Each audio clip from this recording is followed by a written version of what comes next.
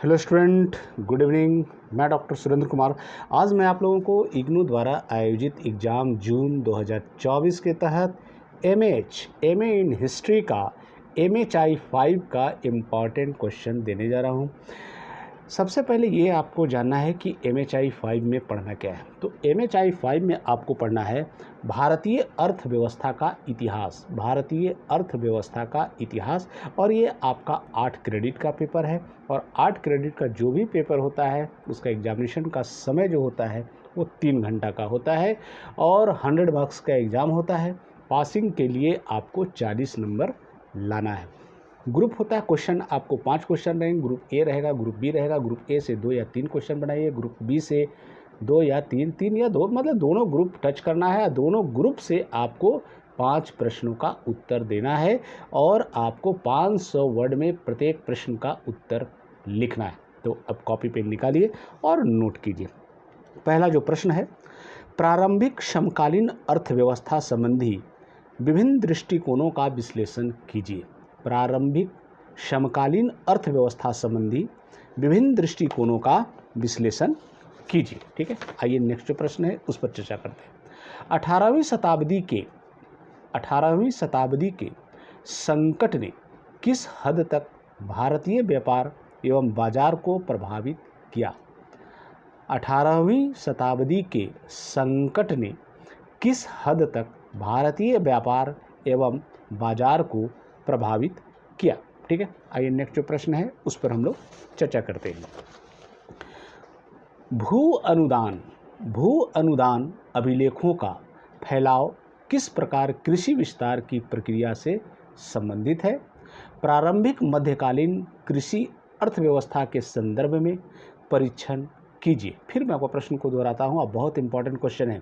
भू अनुदान अभिलेखों का फैलाव किस प्रकार कृषि विस्तार की प्रक्रिया से संबंधित है? प्रारंभिक मध्यकालीन कृषि अर्थव्यवस्था के संदर्भ में परीक्षण कीजिए। ठीक है, आइए नेक्स्ट प्रश्न है। मध्यकाल में कृषकों की विभिन्न श्रेणियों की विद्यमानता का विश्लेषण कीजिए। मध्यकाल में कृषकों की विभिन्न श्रेणियों की विद्यमानता का विश्लेषण कीजिए। ठीक है, आइए नेक्स्ट प्रश्न है। निरौद्योगीकरण पर डेनियल थॉर्नर द्वारा राष्ट्रवादी विचारों की आलोचना का वर्णन कीजिए। निरौद्योगीकरण पर डेनियल थॉर्नर द्वारा राष्ट्रवादी विचारों की आलोचना का वर्णन कीजिए। ठीक है, आइए नेक्स्ट जो प्रश्न है उस पर हम लोग चर्चा करते हैं। हड़प्पा सभ्यता की बड़ी बस्तियों की सामान्य अभिलाक्षणिक विशेषताएं क्या थी? हड़प्पा सभ्यता की बड़ी बस्तियों की सामान्य अभिलाक्षणिक विशेषताएं क्या थी? ठीक है, आइए नेक्स्ट जो प्रश्न है उस पर हम लोग चर्चा करते हैं। मध्यकाल में आए तकनीकी परिवर्तनों का आलोचनात्मक परीक्षण कीजिए। मध्यकाल में आए तकनीकी परिवर्तनों का आलोचनात्मक परीक्षण कीजिए। ठीक, आइए नेक्स्ट प्रश्न है। प्रारंभिक औपनिवेशिक वन नीति वाणिज्यिक न कि संरक्षण की जरूरतों से प्रेरित थी? टिप्पणी कीजिए। प्रारंभिक औपनिवेशिक वन नीति वाणिज्यिक न कि संरक्षण की जरूरतों से प्रेरित थी? टिप्पणी लिखिए। ठीक है, ये आपका बड़ा प्रश्न है जो आपको 20 नंबर का है। और उसके बाद मैं छोटा प्रश्न कुछ दे रहा हूँ जो आपको ये 10-10 मार्क्स का है और 250 वर्ड अर्थात 250 वर्ड में आपको इसका उत्तर लिखना है। जैसे ये ज़्यादा रहता है, देखेंगे ग्रुप में रहता है, 2-2 ग्रुप में रहता है और ज़्यादा प्रश्न इससे आते हैं। तो पहला जो है, दक्षिण भारत में यवन और उनकी बस्तियाँ। दक्षिण भारत में यवन और उनकी बस्तियाँ। ठीक है, उसके बाद है परिहार अथवा प्रतिरक्षाएं। परिहार अथवा प्रतिरक्षाएं, ये टिप्पणी आपको लिखना है। उसके बाद नेक्स्ट जो है मुगलकालीन पुल। ठीक है, उसके बाद है औपनिवेशिक काल में जनजातीय विरोध के तरीके। औपनिवेशिक काल में जनजातीय विरोध के तरीके। उसके बाद है औपनिवेशिक विज्ञान शिक्षा। औपनिवेशिक विज्ञान शिक्षा, ठीक है।